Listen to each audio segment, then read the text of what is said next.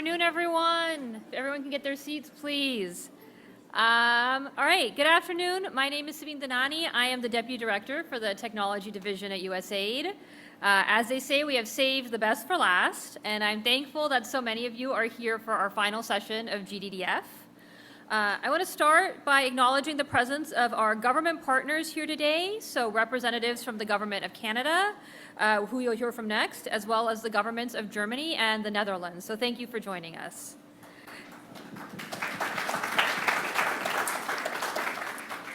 It's fitting to see AI at the center of the forum this year, just as it has moved to the center of the digital world. In my now 9 years at USAID, I've witnessed firsthand the transformative potential of new technologies that they have to advance our mission around the world. And I've been so impressed by the teams that I get to work with every day who make all of this work possible. Take our Geo Center, which uses satellite imagery to map poverty and help us direct our assistance with impact. Or our digital finance team, which supports mobile money, a key tool for financial empowerment in the countries we serve. Or our digital inclusion team, which works tirelessly around the world to expand safe and fair access to the internet. New technologies have transformed the way that we work, and now embracing AI is a natural next step in development. AI is a powerful tool for making predictions and for synthesizing information at a massive scale. And as we strive to become a data-driven agency, AI provides an opportunity to advance this goal. But we know that there are risks associated in the global AI industry. And so it is critical that we use AI responsibly in our own development projects and assistance. And moreover, it is essential that we, the development community, work to combat AI-driven inequality and manage the risks of AI to avoid harming the very people we aim to serve.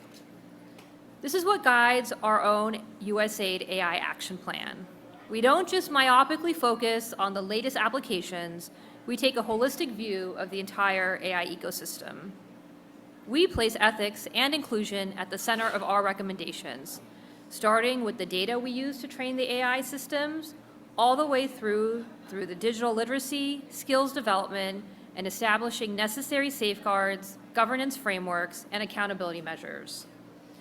As one concrete example, we've been working hand in hand with ASEAN, the Association of Southeast Asian Nations, to support the development of the ASEAN Responsible AI Roadmap, which lays out a thoughtful and responsible approach to governing this powerful technology. And just last week, we convened a group of ASEAN policymakers in Jakarta to present this roadmap, which was very well received. Responsible engagement with AI also means giving the public a chance to weigh in on how they want to see AI used in their communities. Designing our AI education initiatives to account for the broader social and political ramifications of the technology, and establishing proactive measures to protect workers, both those who may be displaced by automation and those on the front lines of AI development. And this is why last year we partnered with the Government of Canada and other development donors to collectively support the responsible AI ecosystem globally. And that's why we're proud to support the Global Index on Responsible AI, which has been instrumental in arming us with the data to develop safe and responsible approaches to embracing AI. The fact is, we are all working in real time to determine the right approach to AI. And to chart a path forward, we need to know where we currently stand. The Global Index on Responsible AI gives us that critical benchmark. It tracks concrete actions different countries have taken to advance responsible AI practices. It shows which nations are leading the way in implementing AI responsibly, according to the best standards we have today. And it identifies gaps in our collective efforts to harness the power of AI in a manner that is safe, secure, and worthy of the public's trust. These insights couldn't come at a more important inflection point. The choices we make today about how we develop and deploy AI will determine whether our future is shaped by the technology that empowers and includes, or one that further entrenches inequality and puts people in harm's way. With responsible, rights-respecting AI, we can accelerate progress to the SDGs in a way that once would have been unimaginable. The Global Index on Responsible AI is a key step towards making that more inclusive, sustainable future a reality. And with that, I'm now pleased to welcome Anthony Hinton, Head of Foreign Defense and Health Policy at the Embassy of Canada in the United States, to give his remarks. Thank you.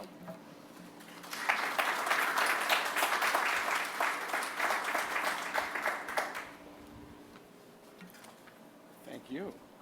Thank you very much. Listen, it's great to be with you all today. And I'd like to start by expressing Canada's sincere gratitude to Dr. Rachel Adams, to the co-authors, and to all the collaborating researchers and experts from across the globe, of whom there are far too many to mention today. I'd like to recognize Canada's International Development Research Centre, my friend Naser, and colleagues who were so key in resourcing and shepherding this project, along with support from USAID. It has been an immense undertaking, which you well know. The project covered 138 countries, involved coordinating data collection across several continents and research hubs, and spanned multiple years, 3 years in fact.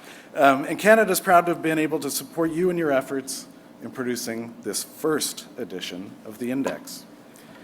Personally, I'm honored to be able to represent the Embassy of Canada here today. In keeping with our national stereotype, I'll open with an apology.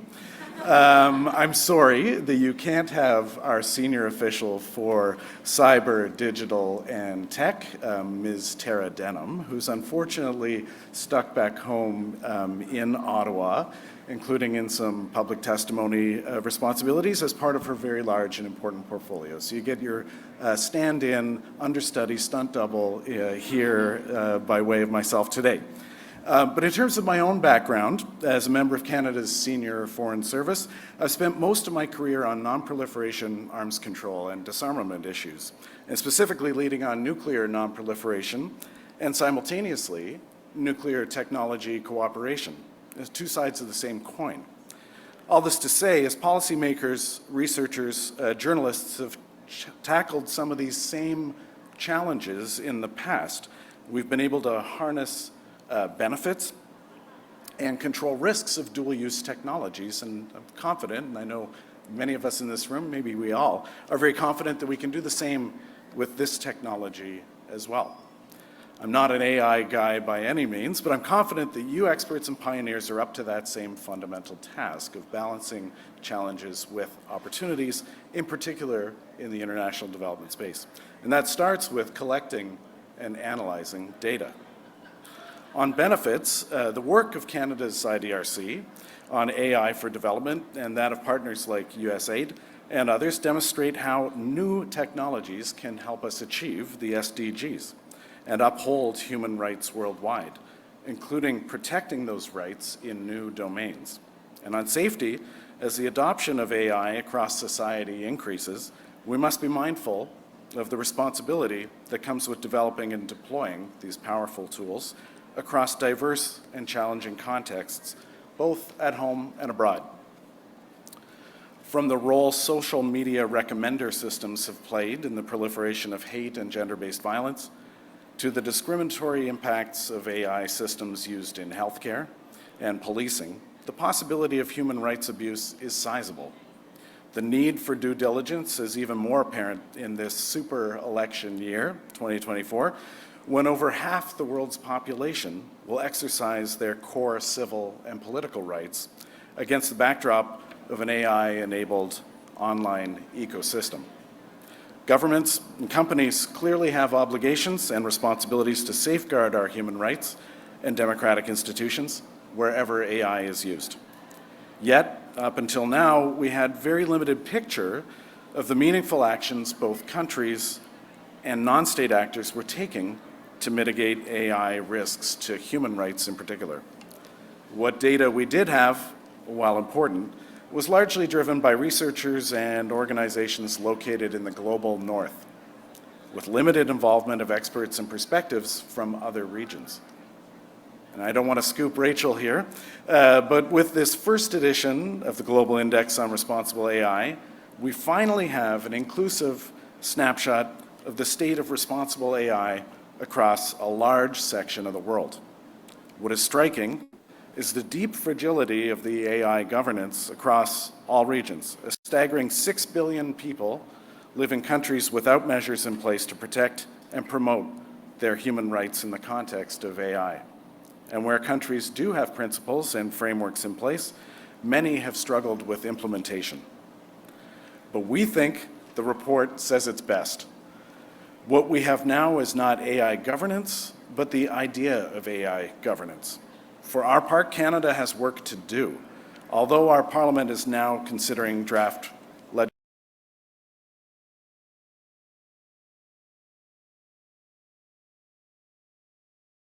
trends in the report as well. It's not all doom and gloom, far from it.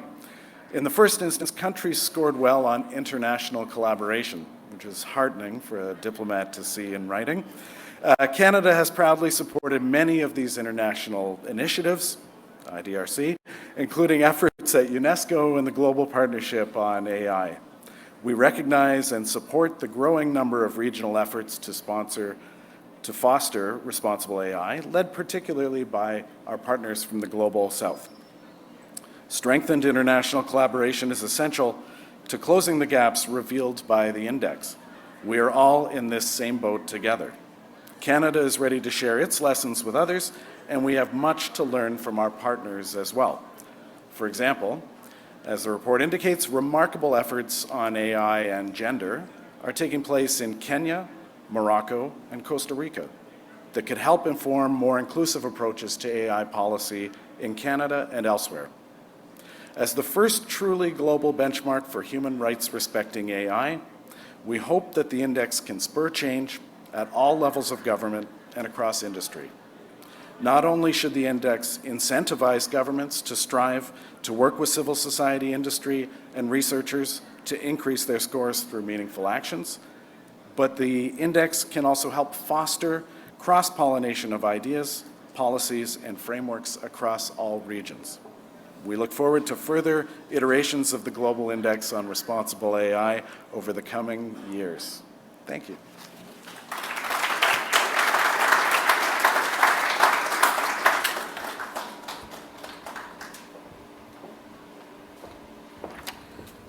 Okay, so this is a very scary moment, but Anthony, thank you for setting me up so nicely, and Sabeen too for your kind words. 3 years ago, we embarked on a project that I think all of us involved knew would be the biggest research project of our lives to date.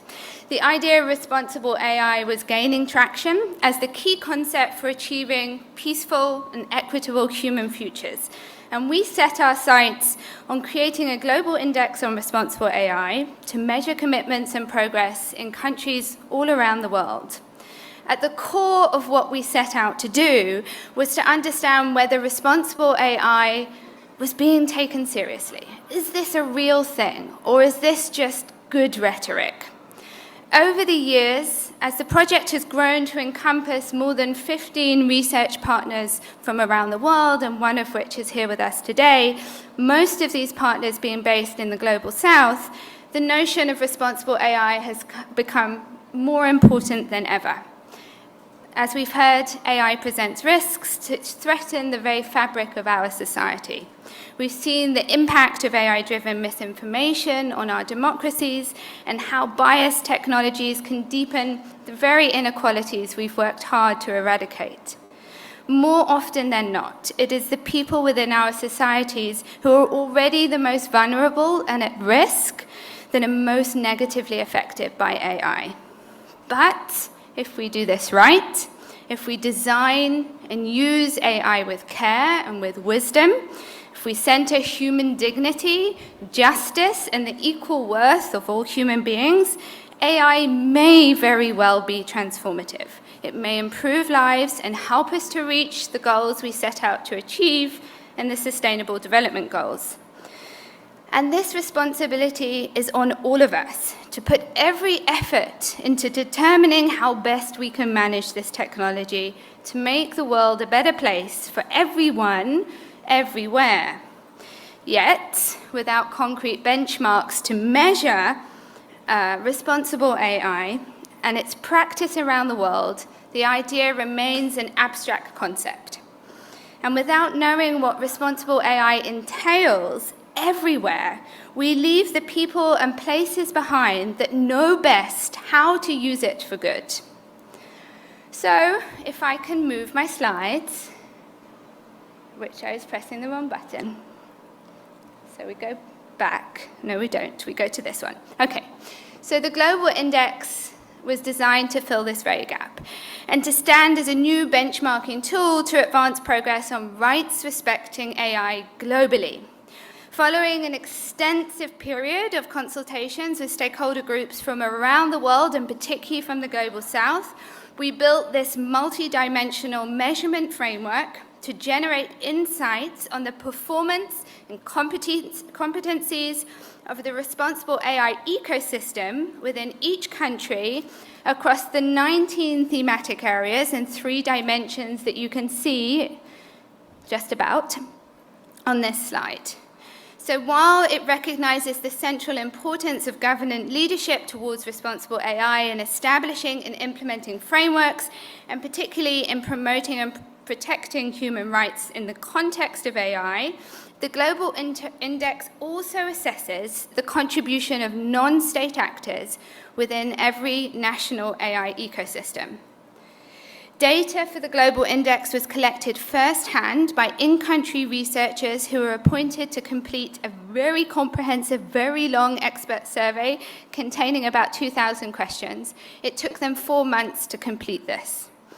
The data collection covered the period November 2021 to November 2023, so all the progress made after that date will be captured in the second edition for 2025. In total, we assessed 138 countries in the first edition, including 41 from Africa, 9 from the Caribbean, 14 from South and Central America, 30 from Asia, 33 from Europe, and all 3 from North America. So this really does constitute the largest global study on responsible AI to date, and certainly the most globally representative. So I'm really very proud that after 3 years of work and many, many hours and weeks and months of data collection, we are at this point where we can present the results. But what we found was that the majority of countries are yet to take concrete measures to promote and protect human rights in the context of AI.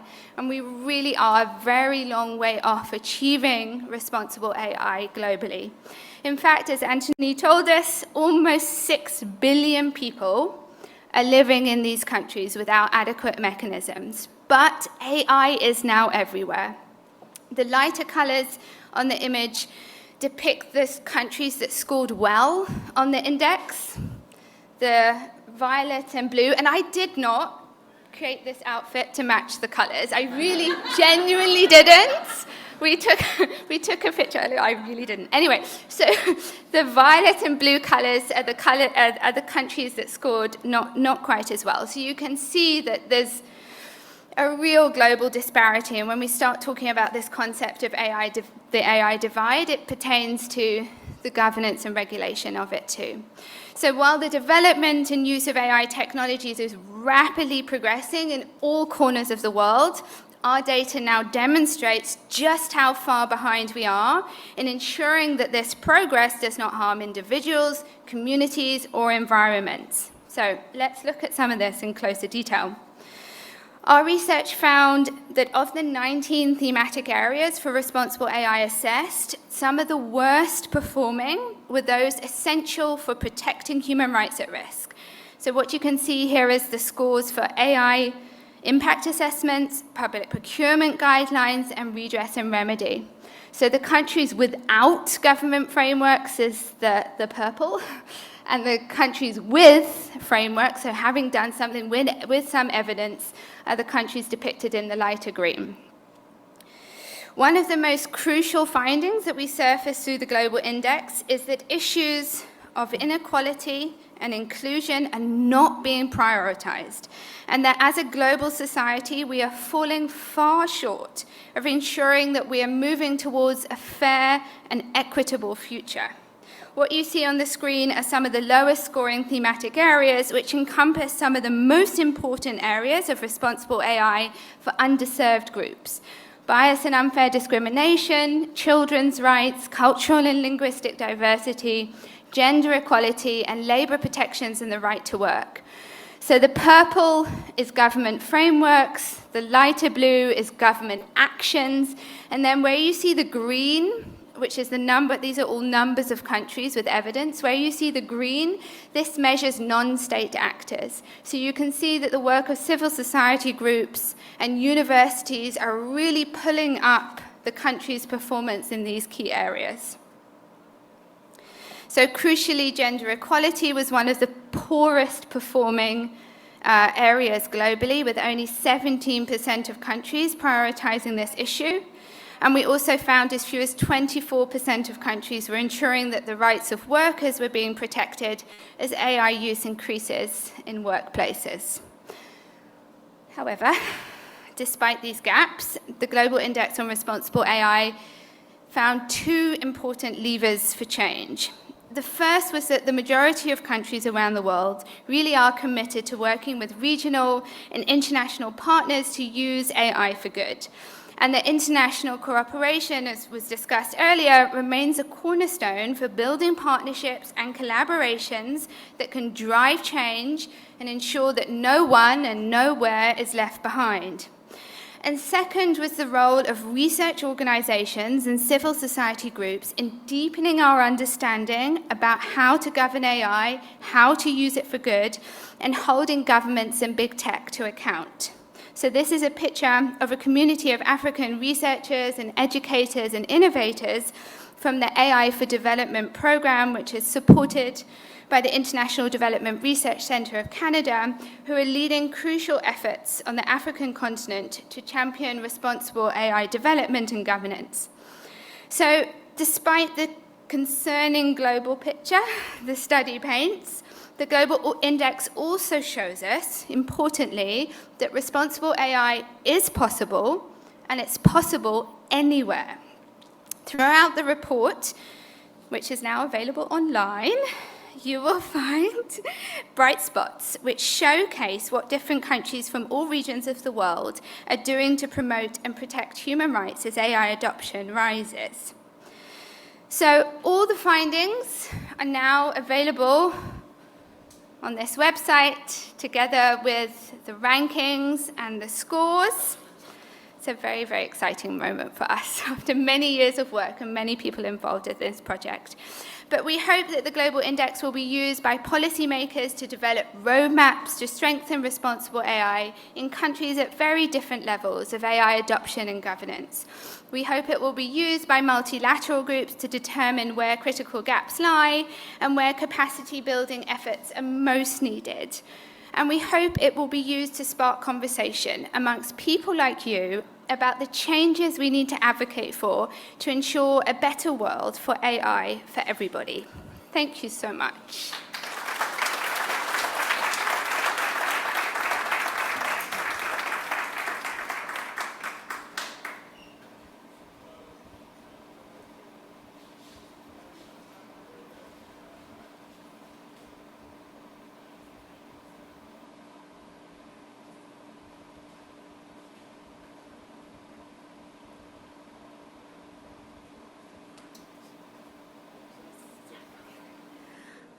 All right.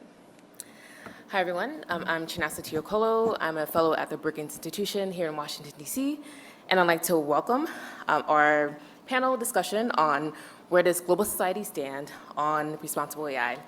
And for the panel, we will have Naser Faruqui, who is the Director of Education and Science at IDRC, where he leads Artificial Intelligence for Development in Africa, or AI4D.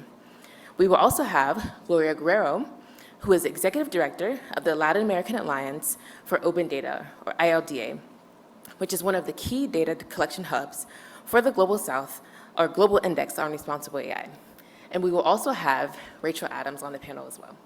So I'd like to welcome the panelists up to the stage.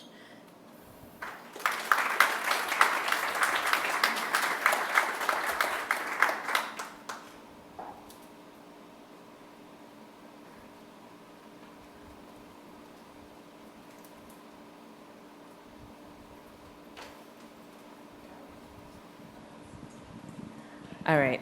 So to start off with our first question, I will aim this at Gloria. Can you tell me a story about the researchers who worked so hard to collect this on-the-ground data? Who are they, and how did they get the access they did with? Thank you. And also, I would like to thank Rachel and her team for the invitation and all the funders that make this possible. We are really happy from ILDA to participate at this event, but also to share some of the insights of the process. And I think one of the main stories that I would like to highlight and to share with you is the immense amount of human labor that this tool represents.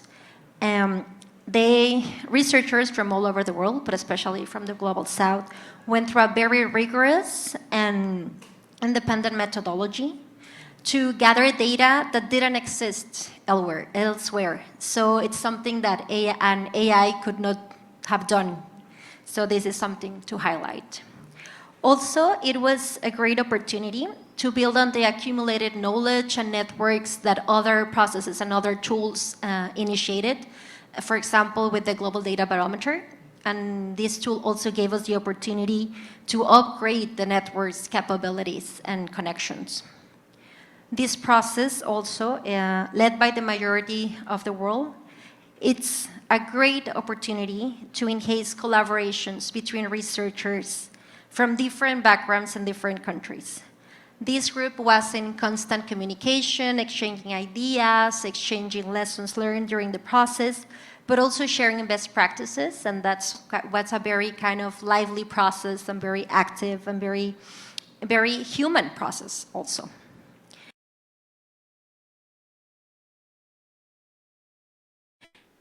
To strengthen, but also to install capacities in the majority of the world, it's key. It's key for future exercise for future editions of the index, but also for addressing the challenges that we face with these new technologies. And lastly, I would also like to highlight that many researchers that participated in this process are now being consulted by their own governments, and they become experts in their own ecosystems. And something very, very useful because they are kind of our ambassadors for responsible AI, and they open up the conversation in their countries, and they are making an impact already. This is awesome. Thank you. And so to Naser, I'm curious how you see these findings and the global index itself supporting our collective international development goals, and how does the index get us closer to achieving the SDGs? Well, thanks, Chinasa, and it's wonderful to be here. I wanted to also acknowledge Rachel and her team, because she said that this took 3 years, but what she didn't say is that they did the last 2 years in the last 2 months, right?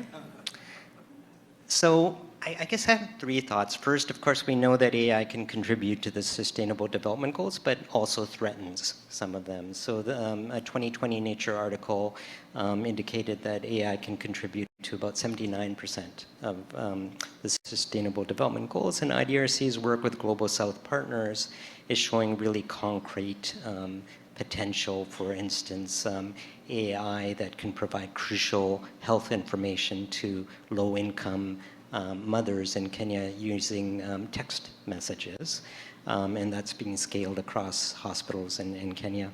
But that same article also indicated that AI can threaten 35% of the SDG targets, and our own research has focused on gender-based violence, on misinformation, and on bias.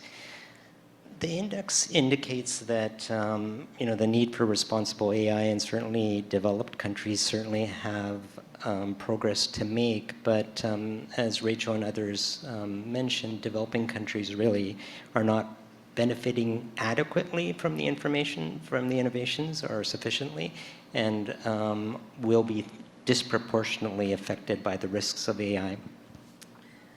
But I think importantly, the index identifies specific actions to take to enhance AI to protect human rights and for development. And I'm really pleased to see that the AI for D program that Anthony and Rachel mentioned that we're doing in partnership with Swedish SIDA and with FCDO it addresses some of the key issues that you raised, like inclusion, gender equality, cultural and linguistic diversity. So for instance, using AI to develop innovations for speech-to-text for blind students in local languages. Like all these apps are available in English, but they're not so much available in local languages. Using AI to uncover biases in Argentina, analyzing gender-based violence rulings to enhance justice and to identify patterns that lead to femicide. That particular project is featured in UNESCO's AI in Law toolkit and is being scaled to Mexico. And the index also notes that while governments are crucial, that, as you said, Rachel, strong universities and civil society are absolutely essential. And their IDRC is supporting with our partners 3 multidisciplinary labs that support public universities to teach students AI, but also develop impact and audits and so forth so that they can do it in a responsible way. We're supporting 5 networks that are supporting innovations where the market is not going, to help marginalized people in areas like food security or health, mitigating climate change. And we're also supporting these 3 policy research networks in Africa aimed at developing inclusive policies to improve human rights and governance. And we have an observatory that's led by Rachel's group that is supporting these networks on innovation, on capacity strengthening, and on policy and doing knowledge synthesis around them. And I think that brings me to my last point, which is really, IDRC works on development for a very long time. We've learned you always have to take a systems approach. You can't just work on one component of the problem. So we're really trying to promote partnerships between universities, between civil society, between governments, to work together. To move towards responsible AI. So I'll stop there. Thanks. Great. Thank you, Naser. And so to Gloria, you were leading the data collection effort in Latin America. How can the insights from the Global Index on Responsible AI be translated into actionable policy recommendations or best practices for governments, businesses, and other organizations working in your region? Thanks. Well, as maybe many people here will know, the regulation of AI, it's a territory in dispute. And we have to recognize that, but also we have to recognize this competence about that everyone wants to do it first, right? But the Global Index on Responsible AI, it has this potential of being an advocacy tool for human rights, but also for inclusion and for cross-country collaboration. This race is not about getting there first, it's about getting it right for everyone. And I think this tool, it's like kind of this baseline to start having different discussions about the development of these new technologies and their future impact. And as Rachel mentioned, also, ecosystems where AI is developed mark the pace, and the work of civil society organizations, of universities, and non-governmental actors, it's really relevant when we talk about responsible AI. They are kind of going, leading the way. And also, we need to highlight and we need to pay attention to having a multi-stakeholders approach. It's like something basic, and it must be obligatory for when we talk about AI. And even many countries, they are doing really good, but for others, they need to do better. And also, I believe that this product can become an independent tool to push governments forward for an ambitious development of AI, but also to place human rights in the center. And additionally, and that's kind of my hope also from this process and for the use of this tool in the future, is that the discussions around it and that it can also be translated into actual diversity, but also representation for those groups that have not been equally offered a seat at the table at conference and discussions about the present and the future of AI. So I'm really kind of hopeful, but also really happy about having this exercise, but also as a reflection for how we want this technology to impact our future, the future that's more equal for everyone. Awesome, thank you. And to get Rachel's insights just a little bit, there's been really interesting AI policy developments within the African continent over the past couple years, and we've both been involved in some of these efforts, particularly from the AU side. I'd love to get your insights on how you envision the Global Index on Responsible AI contributing to some of these efforts throughout the continent. Yeah, thank you so much, Chinasa. I think it already has helped. I've been involved in drafting the AU Continental Strategy on AI with the African Union Commission. And, you know, one of the first things with any strategy document is a situational analysis. And doing a situational analysis with fresh data from 41 African countries on such a hot, emerging new topic was really unheard of. This was really something that many of the policymakers had not had that kind of data with which to work with and compare where different countries were at. And for so many, it's 41 countries from the continent is not enough, but it's a significant amount. And so for different policymakers to feel that their country is represented and they have some understanding about what is happening and what isn't happening was a really, really important starting point. Great. Thank you so much. And then back to Naser. So what new questions does the Global Index raise for you? What are the kinds of things we need to collectively understand about responsible AI in the years to come? Yeah, thanks, Chinasa. I think reflecting on 3 points when it comes to that question, I think the first one is the best use of public funds and development funds. So the index really highlights the struggle that, that many countries and globally that we're facing when it comes to mitigating against the risks of AI when it comes to human rights. So public funding really needs to focus on safe, responsible, inclusive use of AI. The private sector is going to be there to fund the innovations by and large, but the public investments really need to be able to focus on mitigating the risks. Otherwise, AI is going to increase inequities, especially in developing countries. I would include in that strengthening government capacity in developing countries to do local innovation for governance, as Rachel just said, but also for assessment of AI solutions, because the private sector around the world is selling AI technologies to governments. And last year's Global Educational Monitoring Report identified that when it comes to ed tech, educational technology, which is increasingly drawing on AI, that governments really lack the capacity to assess these AI solutions. So through our educational programming at IDRC, our focus really is on building the capacity of policymakers to assess and leverage AI for learning rather than supporting specific edtech innovations. So that's the first point. The second point is about the fast development and implementation of AI. What's actually happening? You know, there's significant impact, hype, but the impacts we're learning, but they're still unclear. And so robust, impartial evidence of the impact of AI is mostly available in developed countries. The index certainly helps with this. And some of that evidence is available from private sector companies. So the evidence doesn't necessarily reflect the context in developing countries, or it might be biased because of interest from particular actors.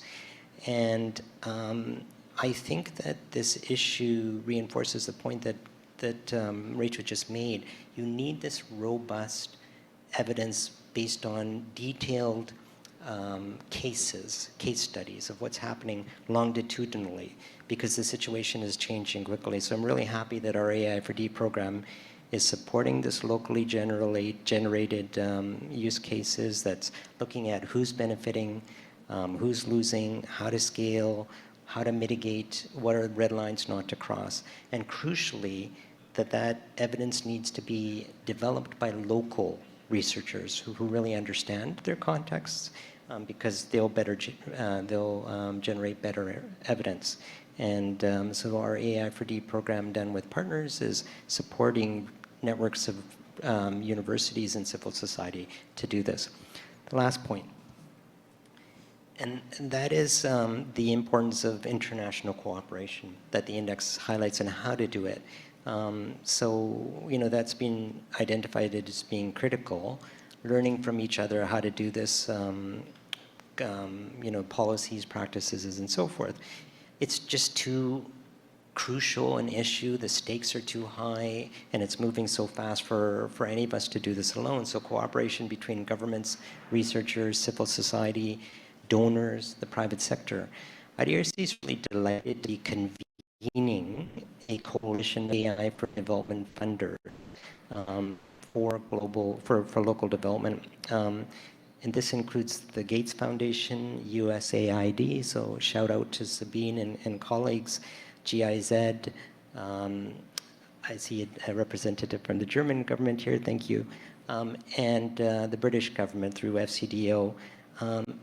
And we've really sat down and rolled up our sleeves to identify kind of what our vision is, combating inequality through responsible AI, through local leadership, through equitable opportunities, localization and gender equality and inclusion. And I've been involved in some donor collaboration groups which have been kind of vague in general, but this is a really concrete collaboration. For instance, we're working on data sets and models for low-resourced African languages, which is complementing what IDRC is doing, supporting development of AI applications in those languages. And we're seeking to expand this coalition and with funders and actors, including the private sector, which has a crucial role to play when it comes to responsible, but also can help support funding for compute infrastructure, for example, for AI labs in developing countries. Thanks. Thank you so much. And to Rachel, to wrap up this panel, I'd love to ask if you could bring us to a close with a favorite finding of yours from the index. What's something that surprised you or that people should walk away with? Yeah, thank you. I must say that our report that's out is very, very much just scratching the surface. So I'm really actually interested in what other people might find in the data. All data is going to be made publicly available on our website. But I think it's really the kind of bright spots of what in countries like Sarah has this really interesting policy that really well articulates what inclusion in AI means to them. And in New Zealand, they have these efforts to bring Maori representatives in to understand the impact of AI on Maori heritage. So there's all sorts of really different kinds of examples coming out of different parts of the world. And I think that just makes for a much richer kind of debate and imagination about what our future can look like and what kind of policy innovations are actually possible. Great. Thank you so much. So overall, this session has shown us the importance of leveraging inclusive, collaborative efforts to ensure that AI enables, equitable futures for everyone across the world. With the launch of the Global Index on Responsible AI, we now have a new standard for tracking and measuring AI progress globally. I'd like to thank our panelists for being on the panel today, and please give a round of applause for everyone. Thank you.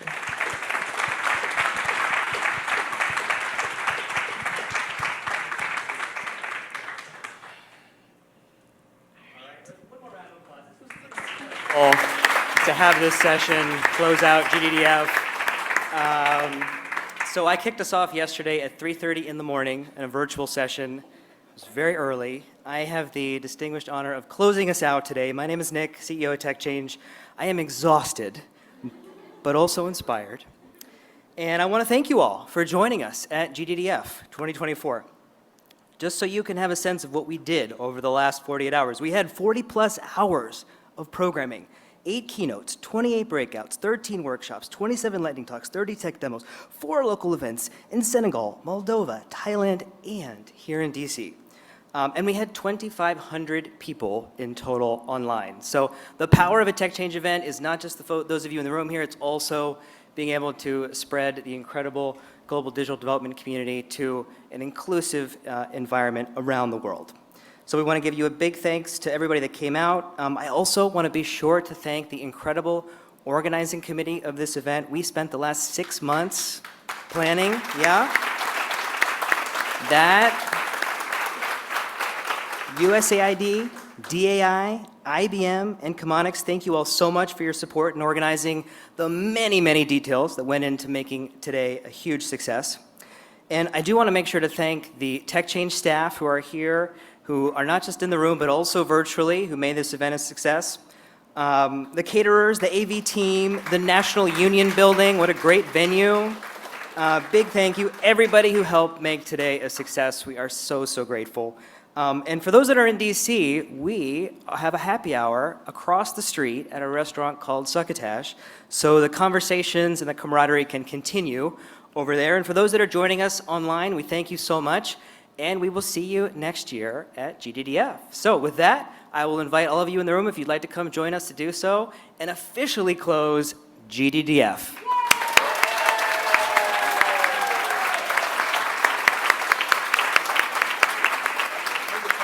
It's over. No guitar, but if you go online, there is a version of me singing, an AI version of me singing a pop rock song. But you got to go to the platform to see it. So.